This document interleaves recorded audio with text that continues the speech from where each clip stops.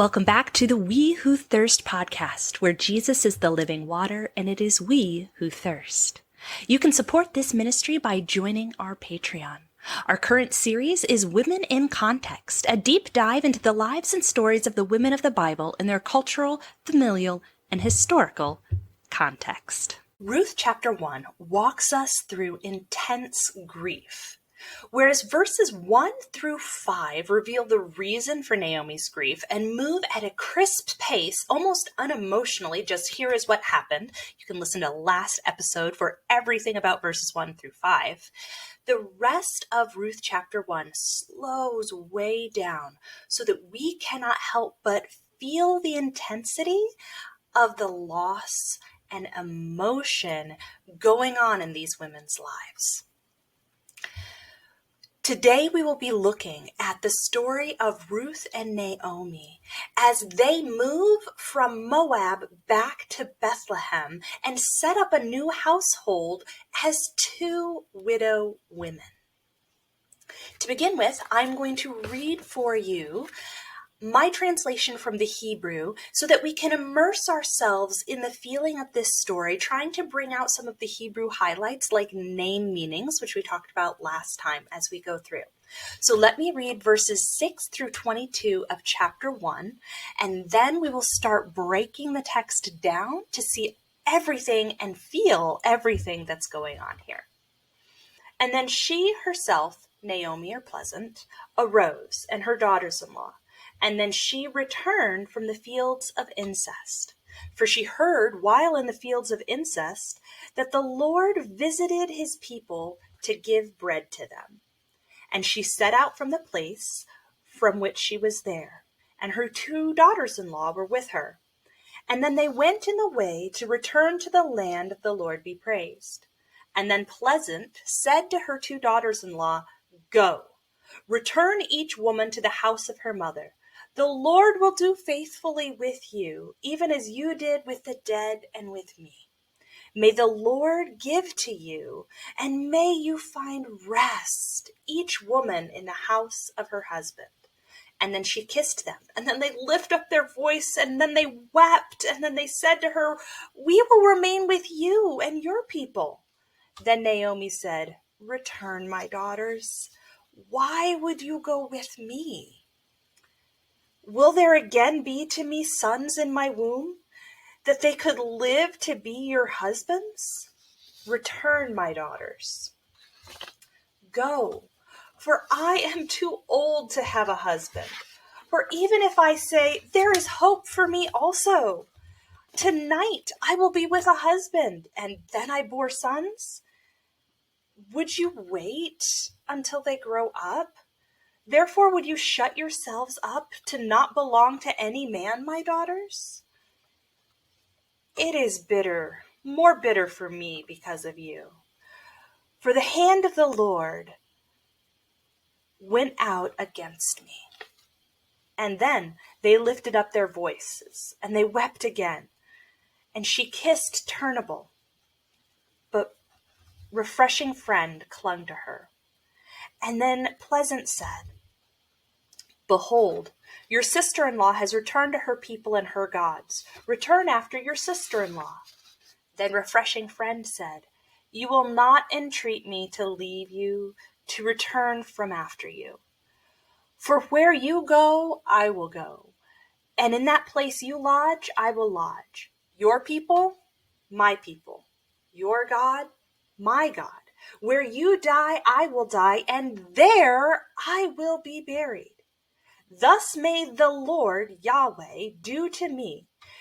May he add to me if anything but death separates between me and between you." And then she, Pleasant, saw that she, Refreshing Friend, was strengthening herself to go with her. And she stopped speaking with her. And the two of them went till they entered the city of bread. And then it happened, as they were entering the city of bread, that all the city was stirred up about them. And they, the women of the city, said, "Is this Pleasant?" And she said to them, "Don't call me Pleasant. call me bitter, for the Almighty has caused me to be bitter. I was full and I went, and emptily the Lord caused me to return. Why would you call me pleasant? The Lord afflicted me, and the Almighty did evil against me. And then Pleasant returned, and refreshing friend, the woman from an ancestral land, her daughter-in-law, was with her. She returned from the fields of incest, and they themselves entered the city of bread in the beginning of the harvest of barley. And so as we look at Ruth chapter 1, we have read about Ruth and Naomi's loss. They are a couple of poor widows living in Moab. And Naomi hears that there's a sliver of hope. She hears that the Lord has visited his people. He's come to take care of them. It's not visiting as in your relative from out of town who just stops by for a couple days, but it's visiting as showing up finally to take care of someone. So she's in Moab, maybe staying in a rented house or wherever they were. Perhaps she's been evicted and she's just trying to figure out what to do as a widow. She hears that the Lord has visited his people to give bread to them. And the Hebrew right here is really fun because you can just almost hear the hope, like a couple of bells ringing. The Hebrew words for bread to them almost mirror each other. In the Hebrew, it is lehem, lechem, to them bread. Lehem, to them, lechem, bread. So the Lord visited his people to give lehem, lechem, bread to them. And you have just a sliver of hope start to awaken in Naomi's heart. But it's a seed. It's not a full-grown plant because, as she will describe to us in just a few verses, there may be bread in Bethlehem, but nothing else. There may be food, but there's no man, there's no family, there's no hope for her. But even with that, she sets out from the place which she was there, and her two daughters-in-law are with her. Up until this point, in verses 6 and 7, all the action has been Naomi's. She's the one getting up. She is the one who sets out. The daughters-in-law, you kind of imagine tagging along behind, like Naomi almost isn't aware that they're there. She's not fully considering their presence, which makes sense considering the grief and trauma and loss she has endured. These verses have a very characteristic, almost jolting feel to them. Typically Hebrew, the Hebrew language, the way it functions, it just kind of trots along. It's, and then this happened, and then this happened, and then this happened, and then this happened, and this happened, and then this happened. And if there's something really significant, they'll have a break in the chain of verbs, and you'll be like, oh, that was different. That must be important. But here, it's almost all jumbled up. Listen to it again. And she returned from the fields of seed, for she heard. And then she set out, and they were with her. And then they went, and you get this jolting back and forth, which, as I was reading over it this week, just reminded me that is often what grief and pain feel like. Naomi is trying to make a decision in life. She is trying to move forward. She is trying to do something, but all of her movement is jolting. She arises to return. She sets out. She went. But it's this jolting, stumbling movement. You trip, you backtrack, you stumble. The grief does not allow smooth movement from point A to point B. That's how Hebrew usually functions. Point A, point B, we just get there and we get there quickly. But these verses, the Hebrew itself gives you the feeling of just stumbling through life, trying to make the next decision, clouded by grief, unable to fully get your feet solidly one in front of the other, and you're just trying to make it happen. That is the feeling we get here. And she's doing all this, and it's almost like she has blinders on. She's making a decision. She needs to go home. There's bread there. She may not have bread in Moab anymore because she has no extended family to take care of her, and she may not be physically well enough to glean or do any of those things. So she may be like, I'm going to die anyway. I might as well die where I can get food. And so she says, I'm going to head home. And it's this jolting, lurching kind of feeling as she in her grief tries to just pick herself up and move somewhere with these two daughters-in-law trailing along behind. And it may be they're doing all the packing. They're doing all the prep. Naomi can't think. She can't function. In a ancient household, the daughters-in-law have a huge responsibility to be serving their mother-in-law, taking care of her anyway. That's the role Ruth and Orpah would have had in the household before the sons died. And so they may just be continuing to do that, taking care of. And then the end of verse 7, finally the girls, Ruth and Orpah, their action is involved. Naomi, she's the one who arises. And the Hebrew even emphasizes that. It says she herself arose. It's not they arose, it's she arose. She returned. She set out, and they're with her. But then finally, the very last phrase of verse 7, and then they, all three of them, went to return to the land. So finally, it's almost like the daughters have caught up. In my mind, I picture it, Naomi's just getting up and she's desperate. And she's just blindly trying to get home. She's just going forward. And the daughters are running behind her with all the suitcases. And finally they catch up. So they are all moving towards the land of Judah. Now let's pause for a moment and think about this geographically, because I'm describing it like they're just picking up and moving next door, but that is absolutely not the case going on at all. For those of you listening on the podcast, I'm going to describe this. For those of you watching on YouTube, after I describe it, I will draw it out for you so you can get an idea of what's going on here. But Moab is on the eastern side of the Dead Sea in Israel. Bethlehem is on just to the west, the northwest corner of the Dead Sea. Moab is in the southeast area of the Dead Sea. So they need to go north around the tip of the Dead Sea and then downward southern to Bethlehem. Bethlehem and Jerusalem are also on a mountain range. So to get from Moab, and Moab is also on a high plateau mountain range on the other side of the Dead Sea. The Dead Sea creates this giant chasm in between. So they have to go up. They have to go north on the mountains from Moab up through Reuben's territory. Then they have to go down around the north end of the Dead Sea to cross the Jordan River, some of the lowest places on earth, incredibly hot, past the city of Jericho, and then reclimb up the mountains to get to Jerusalem, and then finally south to Bethlehem.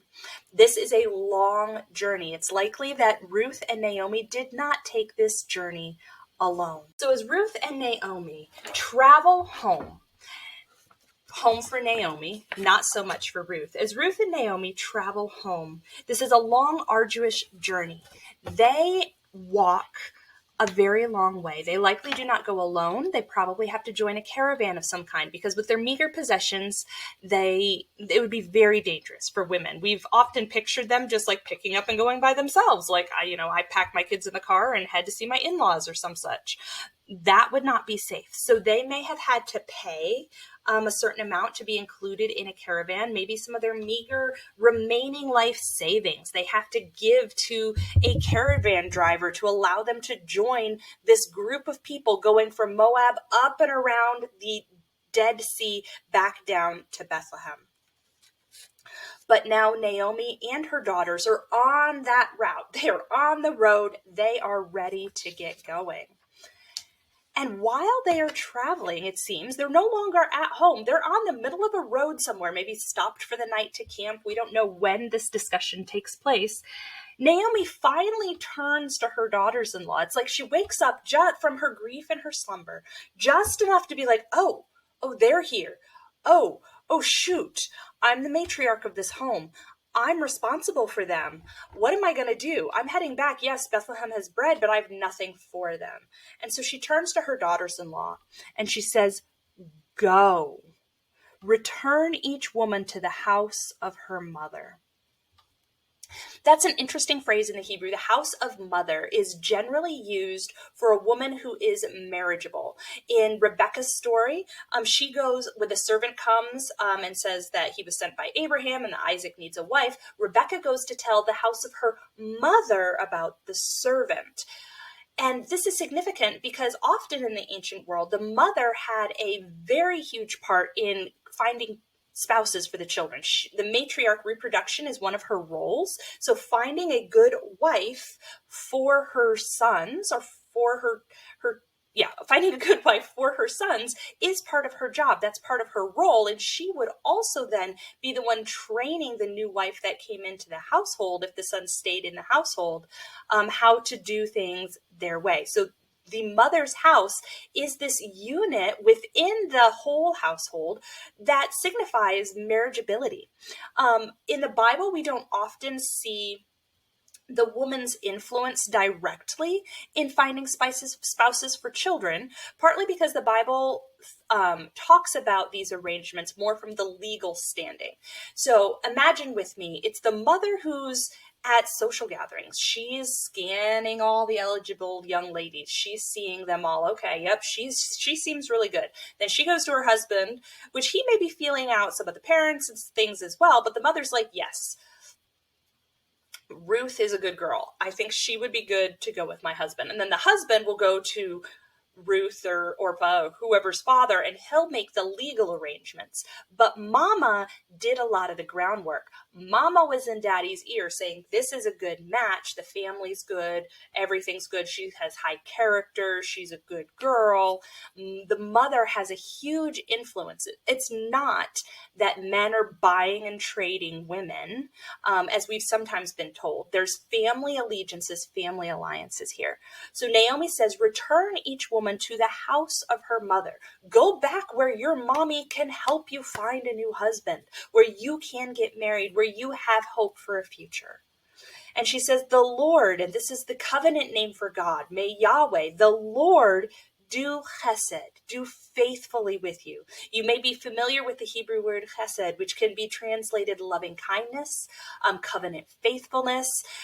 Some English translations just say, may the Lord do good to you, which is, it's really a cheapening of this blessing that Naomi is giving to her daughters-in-law. She said, may the Lord do faithfully. May God's full covenant faithfulness, may my God's full covenant faithfulness bless you in your endeavor to find hope and a future for yourself that I cannot offer you.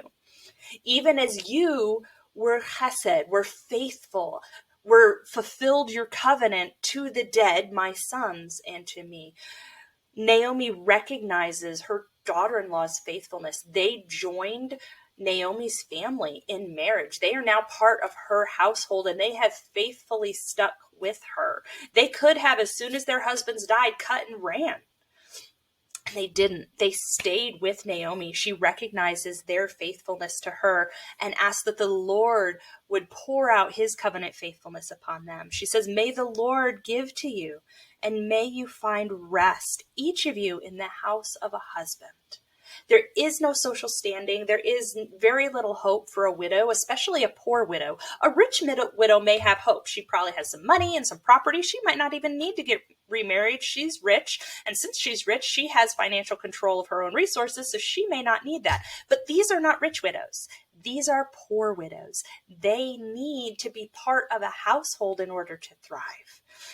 Everyone in the ancient world needed to be part of the household. A single independent adult functioning on their own, like we have in our culture, did not exist in the ancient world, or if it did, it was exceptionally uncommon. Everybody needs to be part of a household. A wealthy widow might be able to be the boss, the head of her new household.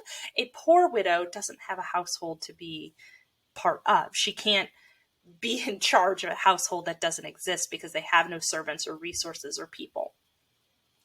So Naomi in many ways is praying here that the Lord will bless her daughters-in-law and that they would find rest in a house of a new husband, that God would bless them in this. I've been reading and researching about women and especially widows in the ancient world, and often widows were disadvantaged. A second marriage, a widow might not have the same level of rights as she did for her first marriage. Sometimes a man would force a widow to live with her without the legal documentation needed for marriage, so that if something happened to him, she was again without any legal recourse or dowry or anything. And so Naomi is praying that that would not be the situation for Ruth and Orpah, that they would go home and they would find a marriage, that God would bless them in this. And so after she gives this blessing to her daughter-in-laws, she's woken up from her grief a little bit enough to be like, I need to make sure you girls are taken care of. Go home. I have nothing for you. Go home. May the Lord provide for you. And she kisses them, and they lifted up their voice and they weep. You see this deep affection between Naomi and her daughters-in-law. They cannot bear to be apart. They are so heartbroken, and they weep. And then the daughters-in-law said to Naomi, for we will return with you to your people. Now, we don't know how much of that was completely honest, at least on Orpah's part, because in these ancient cultures, there's a lot of, and in these honor shame communal cultures, there's a lot of negotiation and back and forth. You don't say no directly, and you don't accept an offer like this immediately. You push back and forth. Even if you intend to accept the offer, you kind of negotiate it a little bit. So that may be what's going on here. But you still sense with all, she kissed them, they lift up their voice, they wept, they refuse. There's this deep and abiding affection. And they say, well, we will return with you to your people. All throughout this passage, there's a play on with and people. In the Hebrew, both of those have the same consonants, ayin, mem. One is im, with, the other is people. But there's a play off of those two consonants throughout this passage, that who are these women? Their identity is at stake. Who are they with, and what people do they belong to? Throughout, they are with her. Go back to your people. Whenever you read with and people in Ruth chapter 1, remember that those words look very similar in the Hebrew. And so there's a interplay going on that wraps up feminine identity. Who are they? Will you go with me, or are you going to go with your people? Whose are you? And they said, we will return to you and your people. And then Naomi, pleasant, said, go home, return, my daughters. Why would you go with me? And she basically looks at them and says, I can't get pregnant. I'm postmenopausal. No man is going to want, I'm postmenopausal. B, no man wants to marry postmenopausal women. And C, even if I wasn't, and I was married, and I could get pregnant, and I got pregnant tonight, are you going to wait 15 to 18 years for my sons to grow up? No, don't do that. This gives the idea of the levirate marriage. And if you're curious about that, we'll talk more about leverage marriage in the Ruth series. But if you're like, I really want to learn about it now, go back to the Tamar episode. And I talk about the leverage marriage a lot in the Tamar episode. But this gives some of the levirate marriage, brother-in-law marriage idea. Some scholars go, no, this isn't strict levirate marriage because it has specific criteria and this doesn't match all those criteria. But what I feel like those scholars are missing is, again, when a woman married into a household, the entire household took responsibility to make sure that woman could thrive and have a future and have children. So Naomi, even though this doesn't technically fit the criteria of levirate marriage in Leviticus 25 and Deuteronomy 25, even though this doesn't fit those specific criteria, Naomi understands her cultural responsibility to provide husbands and future for these women. And she is saying to them, I absolutely cannot do that. I have nothing for you, which I imagine was grief upon grief upon grief. She has lost her husband. She has lost her sons. And now she is losing the daughters-in-law who she seems to have a beautiful relationship with. Even today, we joke about the relationships between mothers and daughters-in-law. Naomi's and her daughters-in-law, they seem to have this deep emotional bond, which also makes sense when they've walked through deep loss together and have chosen to stay together in the midst of it. Naomi looks at them and says, "Go, for I'm too old to have a husband. I'm not going to have any more kids, and you're not going to wait till they grow up. Therefore, it is bitter for me because of you." That Hebrew phrase is very ambiguous. Nobody knows if Naomi's saying, "I'm too bitter for you. You don't want to be around me. I'm a bitter old woman. Go get happy somewhere else." Or if she's saying, "My life is more bitter than yours," or a little bit of both.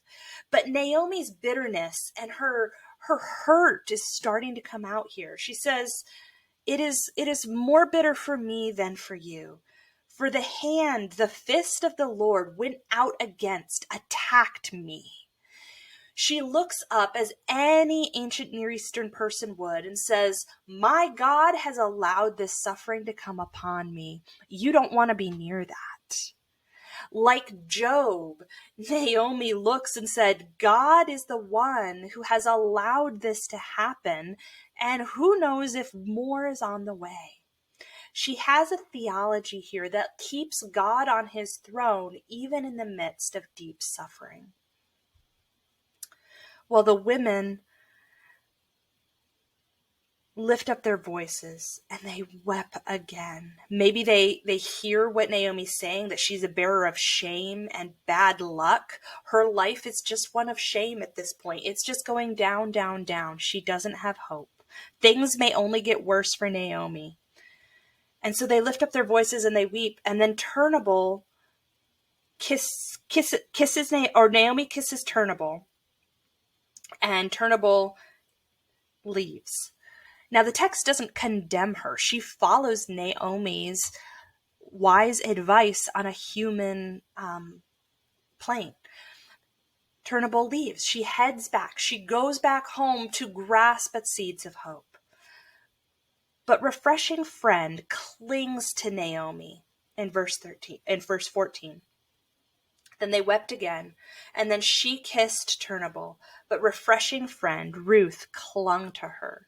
That term "clung" there is the same from Genesis 2:24 that says, "A man shall leave his father and mother and be united, shall cling to his wife." This is uniting of a household kind of language, as though Ruth is clinging to Naomi, saying, "We will be a household together. I am not going to go back and join my natal household where I came from. I'm going to stay with you and we will be a household. Come hell or high water, I am sticking with you." But Pleasant looks at her. I imagine Ruth just clinging to her and Naomi's trying to push her off. And she says, "Behold, your sister-in-law returned to her people and her gods. Return after your sister-in-law." Remember, in the ancient world, they believed gods lived in specific geographical locations. So the gods of Moab didn't necessarily have authority or jurisdiction in Israel. The gods of Egypt didn't necessarily have authority or jurisdiction in Moab. The God of Israel continually throughout all of Scripture is showing that he has jurisdiction wherever he wants. But this idea that gods were local is exceptionally important to understanding our Old Testament. "Behold, your sisters return to her people and her gods there in Moab. Return after her." But Ruth, who's clinging to her, says, "Do not entreat me to leave you or to return from after you.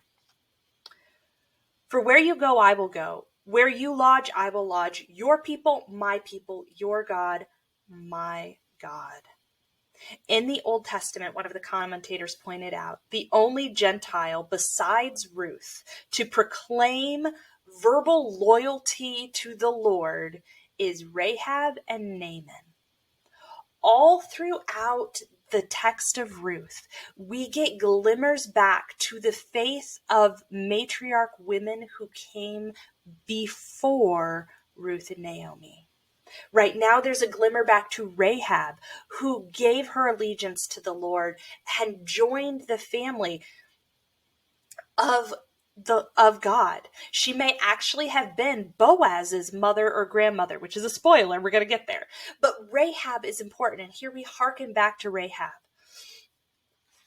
Later on, the women are going to hearken Ruth and Naomi's experience and give a blessing upon them that echoes Rachel and Leah. We have this continual hearkening back to women.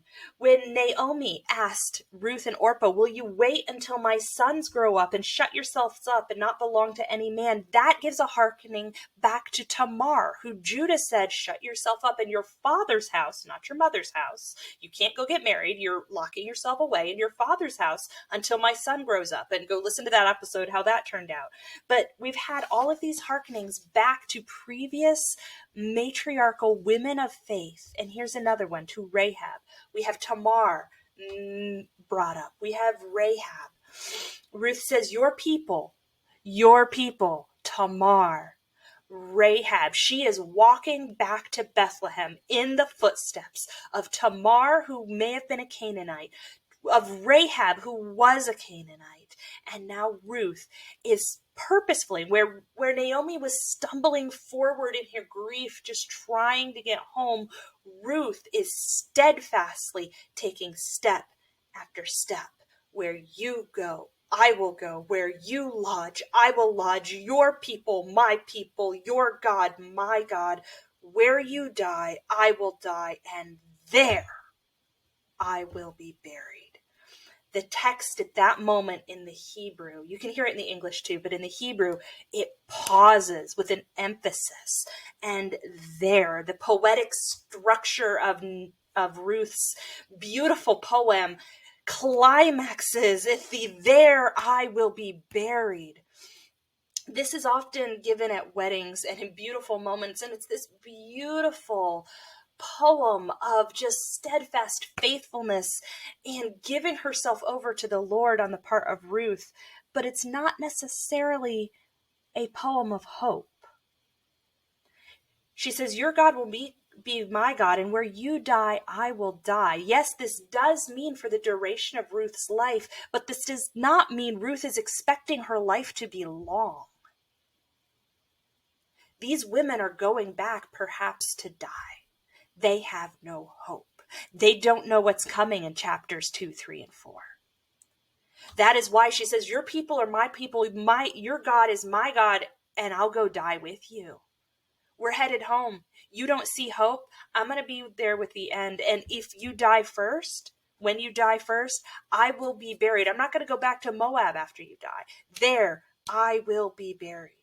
And thus may the Lord do to me. She invites a curse upon herself. May the Lord do to me and add against me, if anything, but death separates us. Even in death, I'm going to be with you. This is a covenant between two women where Ruth is promising, I will be with you no matter what.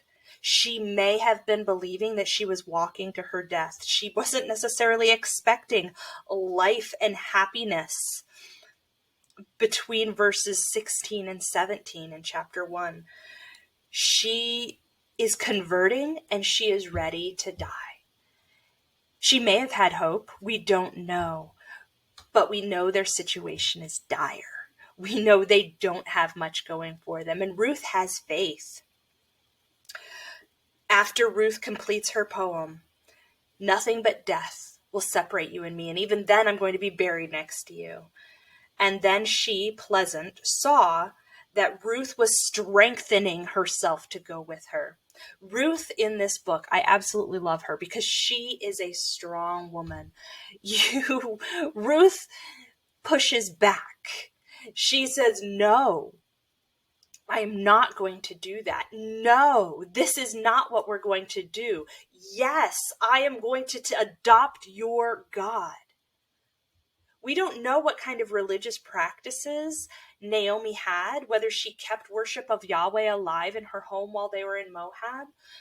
We don't know, but we know that Ruth got enough that she decided to pledge her allegiance and change her nationality from Moabite to Israelite, in that she wants to be part of God's people. But remember, we talked about this last week, the law in Deuteronomy that said a Moabite cannot be part of the congregation of Israel, i.e. go to the tabernacle or temple to worship for 10 generations after conversion. So even if Ruth joins the people of Israel, she is still exceptionally limited, and her children and her children and her great-grandchildren, David, are limited, Solomon, are limited in what they can do and whether they can go to the temple or tabernacle to worship God, which is part of the problem that the book of Ruth, I believe, is answering for us. So then, after Naomi hears Ruth's entire speech, she stops speaking with her. Again, in the Hebrew, there's a tension in this phrase. We're not sure if this is kind of an abandonment. Naomi's just like, I'm not talking to you anymore. Fine, you can come along. Or if it is a peaceful, relaxed, I'm not going to argue with it anymore. Let's walk hand in hand towards Bethlehem. We don't know the attitudes behind it, but we know that Naomi is still in a place of deep sorrow. Because as the two of them went on and they enter the city of bread, again, that hope, it's sparkling around the edges of the text. They enter the city of bread, and then it happened. As they were entering the city of bread, that phrase, and then it happened, kind of a new scene. If we're watching a play, the scene closes, they continue on the way, new scene, they enter the city of bread. And the city was stirred up about them. Everyone in the city, we're dealing with a small town. There's not a lot of people here. Naomi comes back. Perhaps her house has been vacant for years. Maybe squatters are living in the house. Maybe Elimelech's fields have been without anybody using them, or maybe somebody has been using them just because they were there. We don't know the situation of their land, but Naomi's coming back, and they recognize, is this Naomi? And the entire city is stirred up. They're happy. They're joyous. The women are whispering, is that Naomi? Is that Naomi? Oh my goodness, my best friend's back. Naomi. And so the women of the city say, is this Pleasant? They're so excited. Pleasant has returned. And she looks at them. I see tears welling up in her eyes. And she says, don't call me Pleasant. Call me bitter.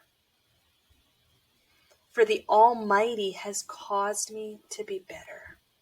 For I was full when I left, and emptily the Lord has caused me to return. Why would you call me Pleasant?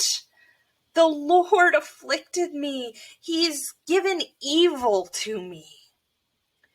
Naomi just lays it out. I have nothing left. My name once meant pleasant. Maybe she was the life of the party. Maybe she was the one who blessed or gave people things. Often these names show characteristics of the individual. And she says, that's not who I am now.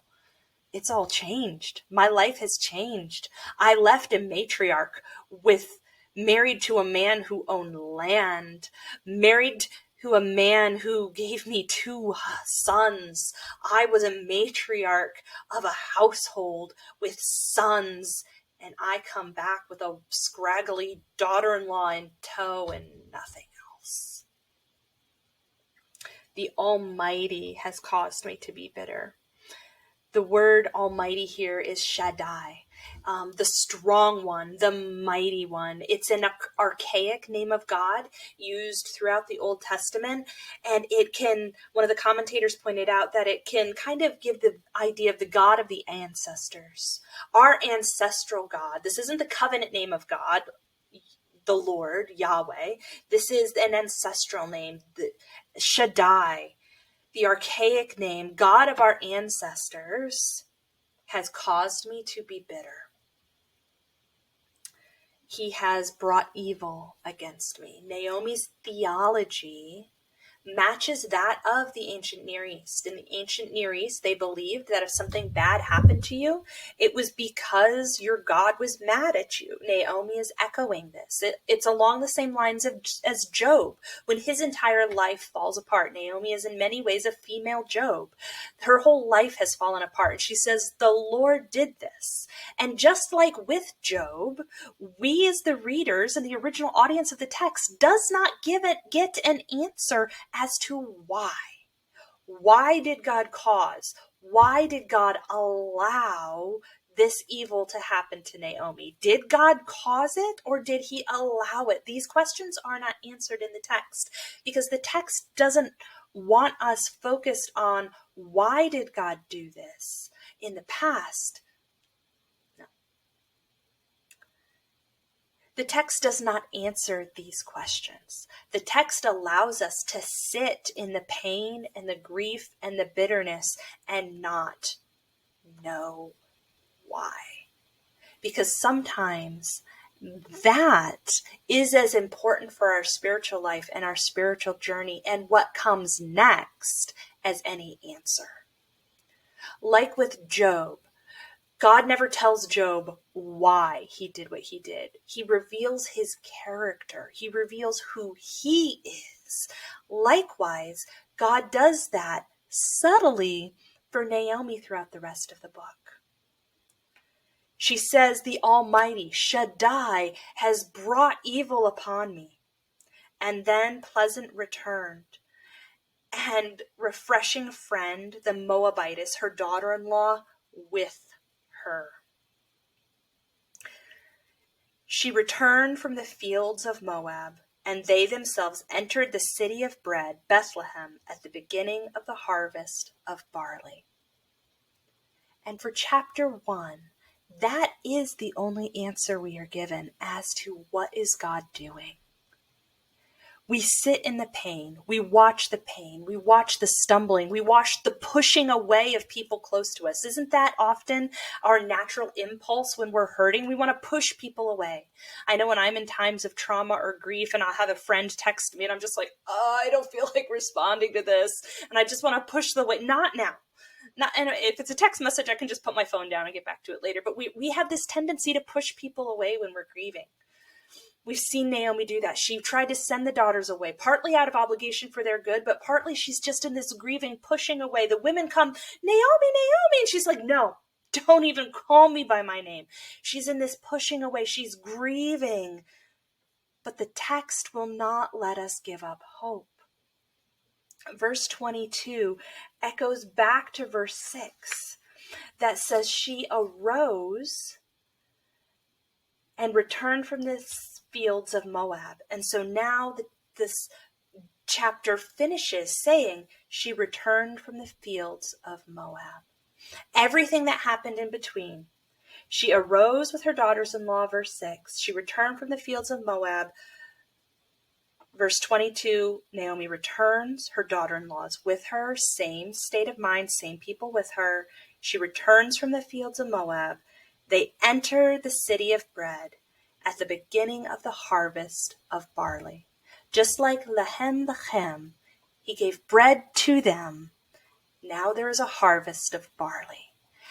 God is providing for his people, and his continued presence and provision is the hope in this moment. Naomi doesn't know what's going to happen next. Ruth doesn't know what's going to happen next. Ruth has this big climactic moment where she gives her life to the Lord and to Naomi, saying, I'm going to cling to you no matter what, and I will die with you. And we may be walking to our deaths because we don't know what's coming next. But they return at the beginning of the barley harvest. There is that glimmer of hope. And God's goodness is about to be revealed over and over again as we see that God has set up systems and godly people put in place so that those who are weak and vulnerable can be cared for. None of this took God by surprise. God was not surprised that Elimelech died. God was not surprised that Mahlon and Chilion died. God is not surprised that Orpah went back to Moab.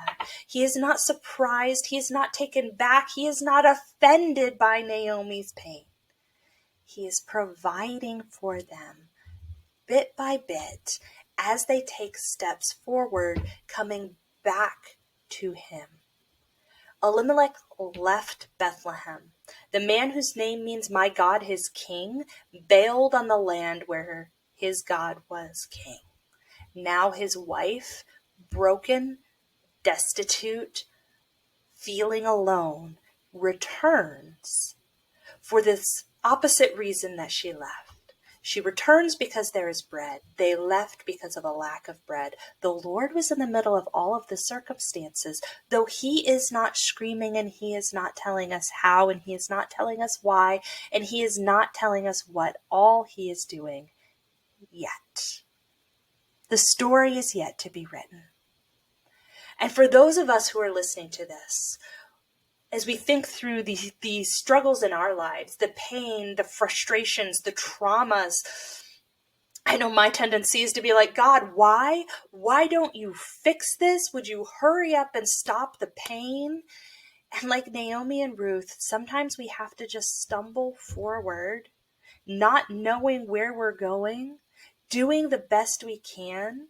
And God shows up not in the big miracles of manna from heaven or water from a rock, but he shows up in a seed that was planted, taking root and growing. He shows up in the steel of our spine being strengthened for the work ahead. He shows up in someone who says, I see you have a need and I'm not going to abandon you. God is there and he is working. We just don't always see it. And our inability to see through the fog of grief does not mean God is not there.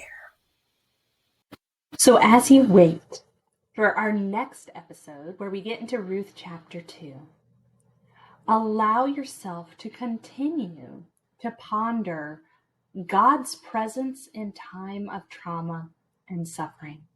Chapter 2, we start to see more of what God is doing and has been doing in Bethlehem and the city and his people at large. But we haven't got there yet. Our temptation in Bible study is to jump ahead real quick. Let's get to the good stuff, rather than sitting in the hard, than allowing ourselves to be in that grief blinded, embittered state of mind where we are throwing our questions against the wall, hoping God will hear and answer. Allow yourself to sit there. God is not afraid of your anger. He is not afraid of your pain. He is not afraid of your grief. I don't know what's going on in your lives as you listen.